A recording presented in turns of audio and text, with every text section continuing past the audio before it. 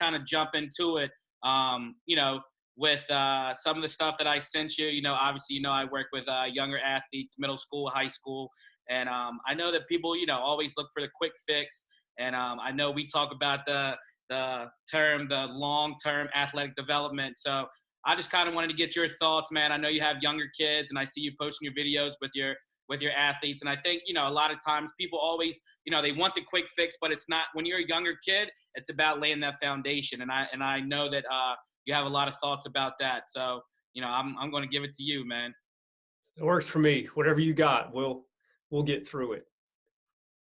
So can you, I just want you to elaborate on just long-term athletic development, you know, what that term means, what in your eyes, you know, with your, you know, having younger kids, what you think, you know, athletes should be doing at that age.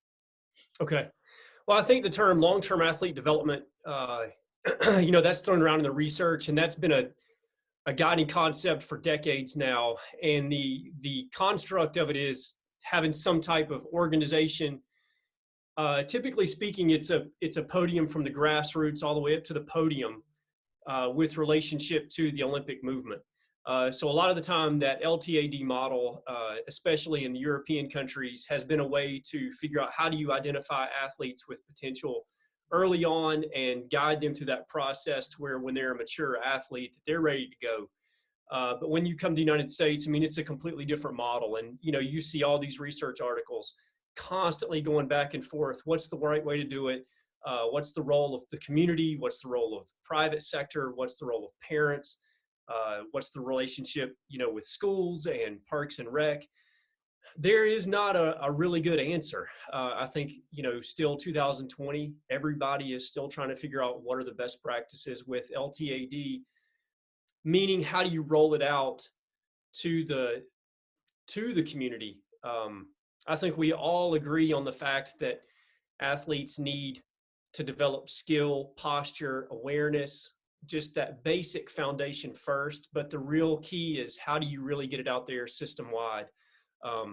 Because again, when you try to replicate other models from other countries, it just doesn't pan out in America. So, you know, personally, you know, this is why, you know, I appreciate what you do so much, because as we continue to try to figure out how to get that model out in front of parents within the United States, really what you're seeing is private facilities, coaches, trainers who understand that the requirements of youth development, they're taking the bull by the horns and they're actually doing it themselves. And that's fantastic to see. So that's why I think what you're doing is so awesome. Like, it's a model for other people to see that it's a long-term investment in those kids.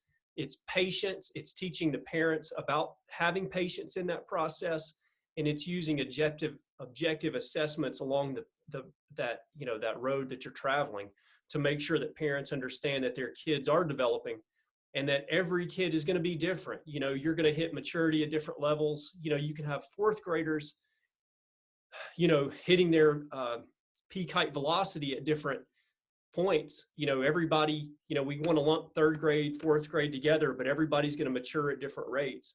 So the only way you can really pinpoint on your delivery of training is through objectivity. So I think what you see now, again, as we still try to figure out how to develop and throw that out there for mass consumption, you know, facilities like what you own are really doing it and making the best of that situation.